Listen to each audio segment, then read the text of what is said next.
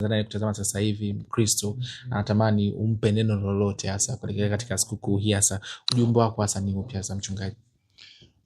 Pamoja na huu tu kwamba hii mafuta ya kupanda gharama hivi itaondoa utulivu wa nchi. Lakini ujumbe wangu wa Pasaka mkubwa kabisa, kuna vitu vimetokea hapa sasa hivi, mtu akifa watu wanapongeza.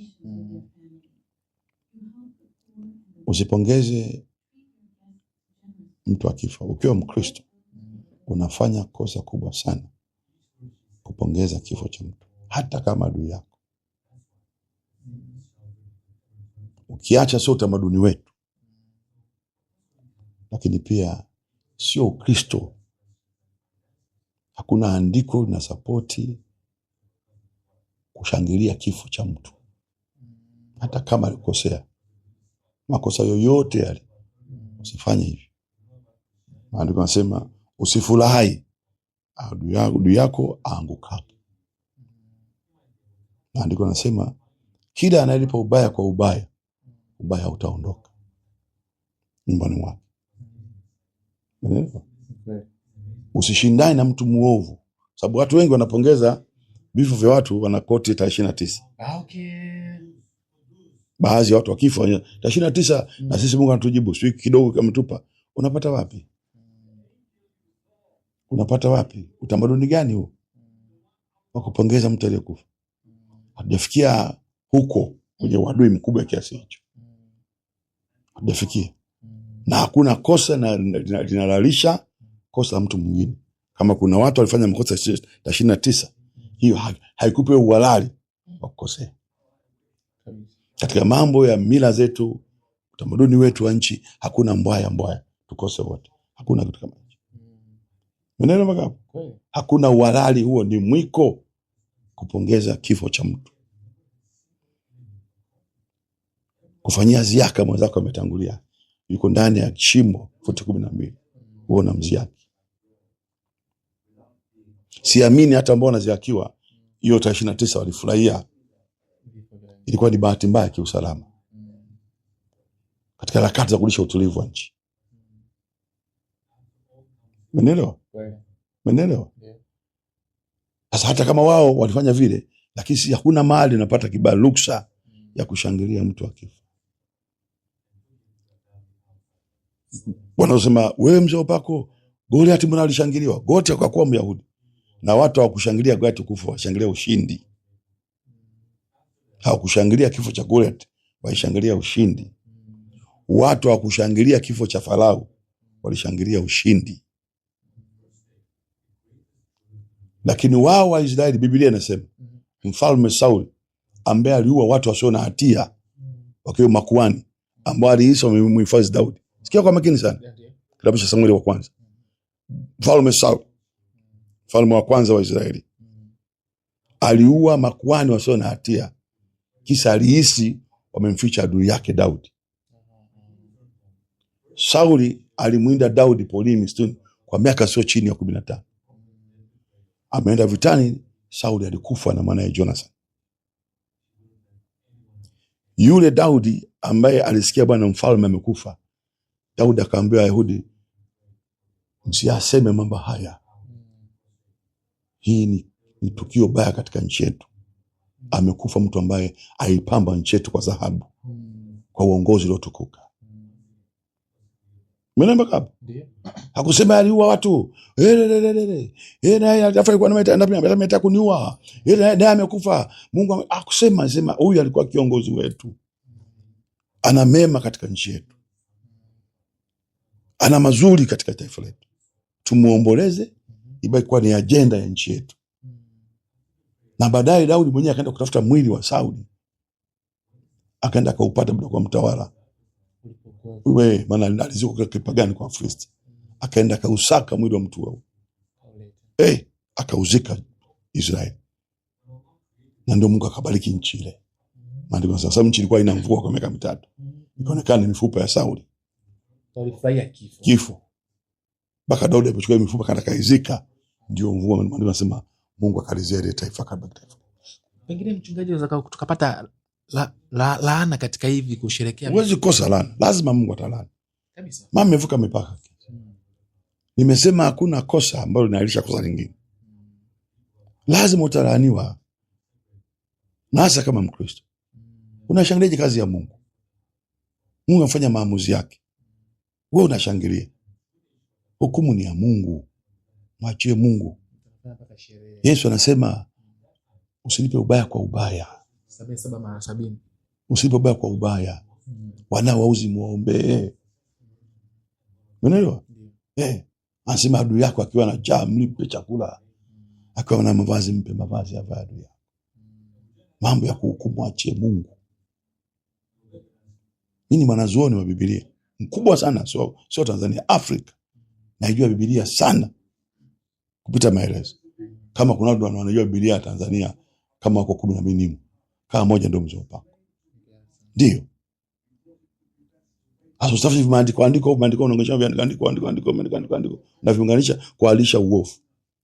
Tafuta maandiko kuileta jamii pamoja. Tafuta maandiko kutuliza mioyo ya watu. Watu wasema tulizeni watu mioyo yao. Mnaomba wanasema ndio. Lazima turudishe utamaduni wa kuwaomboleza watu wetu. Na kuwasamehe kwamba nadhani wakijua sio mnashangilia. Na mimi ningeomba ndio uwe ujumbe wa Pasaka. Mungu anasema nini? Hasa Biblia inasemaje afurahiaye kifo cha mwanadamu mwenzake? Ndio hiyo tu, upandacho utavuna. Maana wewe unayefurahi kifo cha mwenzako na muuaji, unapishana padogo tu. Unakuwa na roho ya unyama. Ya unyama.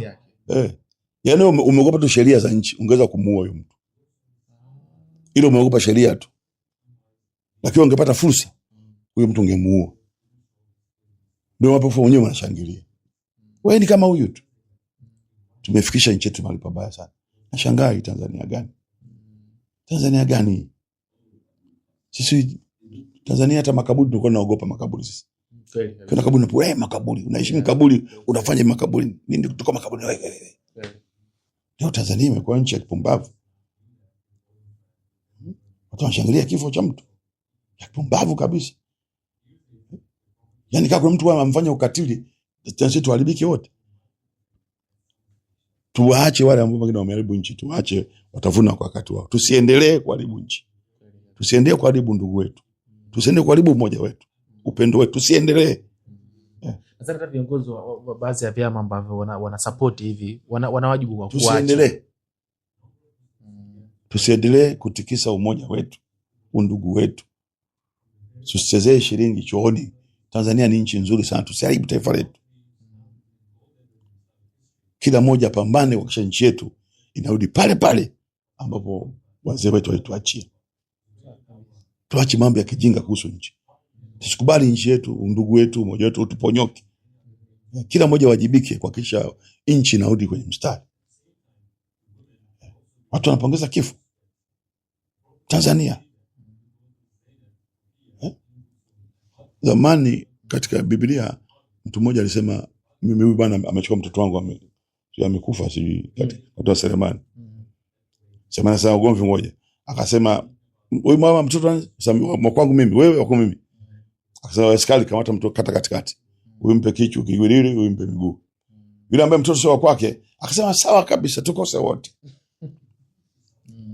Mwenye mtoto akasema kama mwanangu auawe ili mimi nimlee, basi mchukue bwana wako kwako. Siko tayari kumwona mwanangu anakufa. Selemani akasema mwenye mtoto ni huyu. Hapana, toka wewe Mungu. Unaelewa? Kama kuna mtu anaharibu nchi tumwachie kwamba hii bwana hata useme bwana mbaya tukose wote. Hapana. Tusiharibu taifa letu. Tusiharibu nchi yetu. Tusiendelee kutikisa kuvuruga umoja. Natoa wito mimi kwa viongozi wa dini wote. Natoa wito kwa unyenyekevu mkubwa.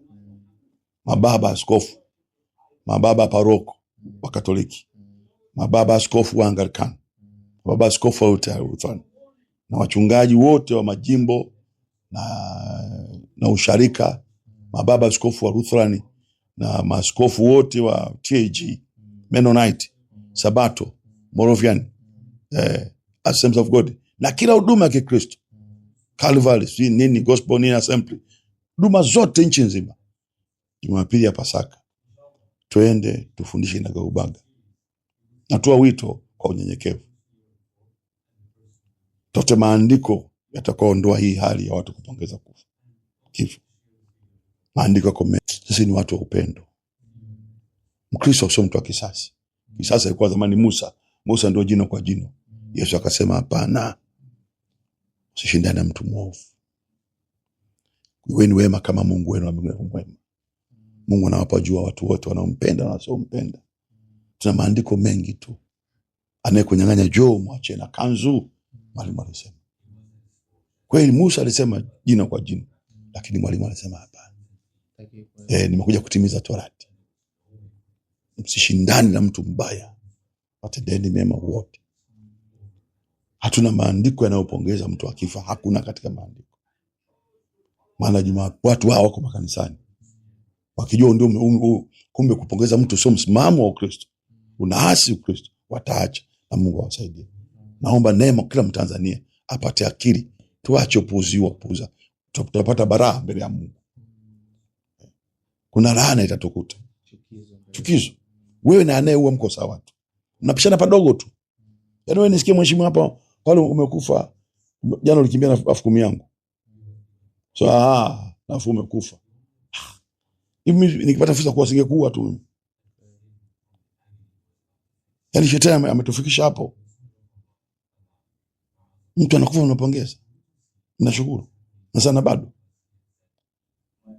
Sasa makanisani watajaa watu Jumapili ya Pasaka. Kote. Kuanzia ngazi ya tarafa, ngazi ya wilaya, ngazi ya mkoa, ngazi ya kata. Tutulie kwenye magoti. Tumwombe Roho Mtakatifu auishe ujumbe huu uende kwa watu. Mimi ni Mnyakyusa. Mimi pia mimi ni chifu Masanduve.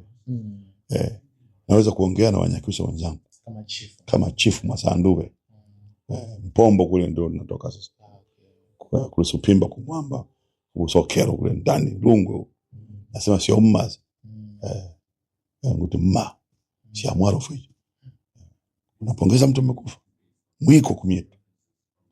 Ulimpanja huko. Kamundu ulikinyamana. Kinyamani ukamundu ulikuwa mwaro fuji huko. Unapiga makofi mtu amekufa. Alikuwa mbaya, pumbavu. Nyeka. Chungaji wasamee sana. Ni wasamee sio? Wasamee imetosha. Imetosha. Kwa hiyo bwana, imetosha kwa kweli. Mimi naomba Pasaka iwe njema. Sawa kabisa. Mtu akifa tuseme basi Mungu msamee, mja wako mpokee. Basi maandiko yanasema walio hai tusirudi na walio hai. Ndio Biblia. Turudi na walio hai. Mtu akishalala basi mumwache. Yalopita tuyaache.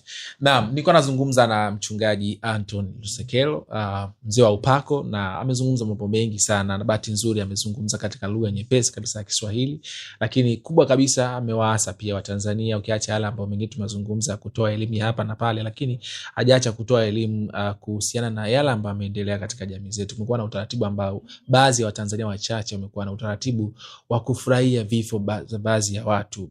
Ni ubaguzi, lakini pia hata Biblia imejaribu kuoanisha baadhi ya vifungu na namna ambavyo Biblia inatuelekeza tusifanye vitu kama hivyo, kwa sababu ni chukizo mbele za Mungu, na pia Mungu anaweza kailani hata nchi yenyewe tukashindwa hata kuishi katika amani na maendeleo pia. Kwa hiyo kama wewe ni Mtanzania umemsikiliza mtumishi wa Mungu alichokizungumza, kisikilize.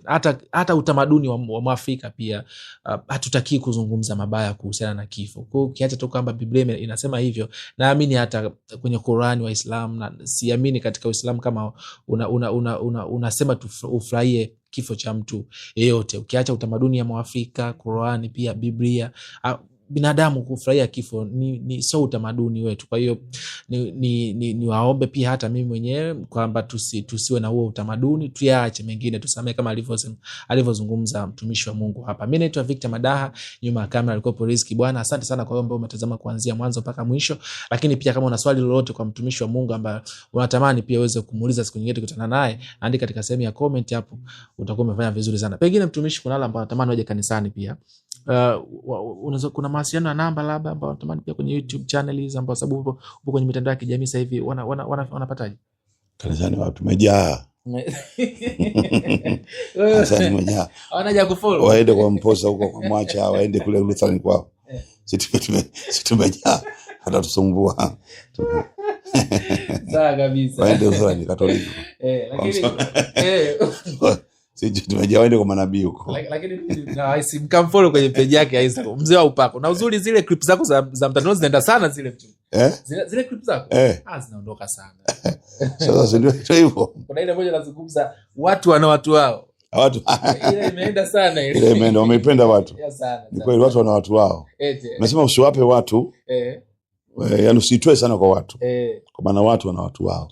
Unajua mtu kama sio mtu wako, watu wampe mamilioni. Hawezi kuwa mtu wako. Kabisa. Mimi bwana nilikuwa na mtu wangu bwana. Kwa hiyo ujumbe unihusu. Mzee Upako ni mtu wangu. Kwa hiyo nendeni mkamfollow jamani kwenye Instagram zake, YouTube, kote huko. Wakati mwingine ni watu ambao ni mtumishi ambaye anahubiri mambo mazuri. Kwa hiyo nenda pia ukapate ujumbe wake. Kama huwezi kufika kanisani kwake, upo mkoani, kwenye mitandao sasa hivi dunia imekuwa ni kama kijiji. Fika huko, subscribe, like, follow, utapata yote ambayo ameendelea kuyazungumza. Asante kwa wakati wako.